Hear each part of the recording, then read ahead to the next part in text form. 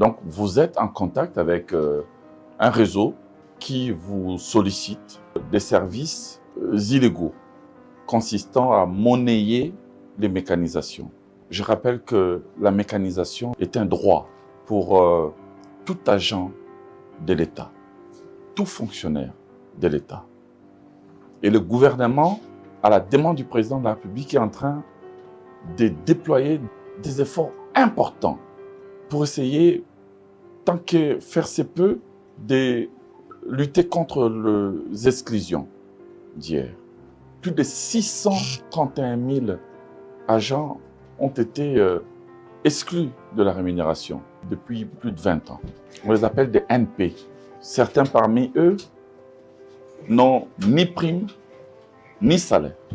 Et ce sont des braves gens qui sont soit ici à Kinshasa au niveau des administrations centrales, soit au niveau des services de concentrés en province.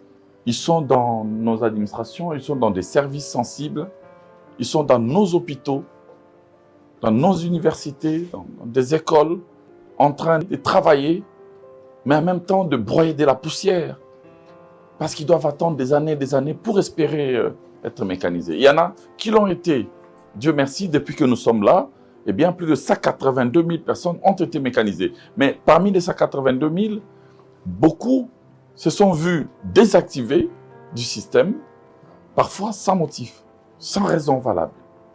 Vous foulez au pied tous les efforts que nous déployons tous les jours pour essayer de redresser la situation. Pour essayer de faire en sorte que chaque fonctionnaire puisse avoir droit à une rémunération, à un salaire. On vous demande de mécaniser en tenant compte de principes que nous nous sommes fixés. Et les critères qui ont été fixés sont des critères objectifs. Ils ne sont pas subjectifs. Il suffit d'appliquer les règles. Il suffit de répartir les quotas comme cela vous a été dicté.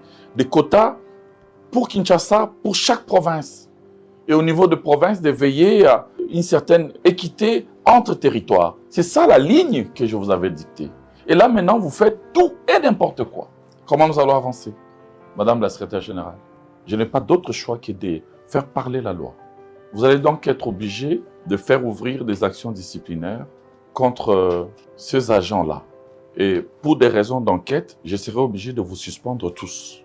Je mettrai en place un dispositif provisoire. Il y aura quelques personnes, quelques responsables qui vont continuer, mais il y aura une enquête sur chacune et chacun de celles et ceux qui travaillent ici, dans ces services sensibles, techniques, informatiques. Parce que c'est ici que se situe le cœur de la mafia concernant la mécanisation.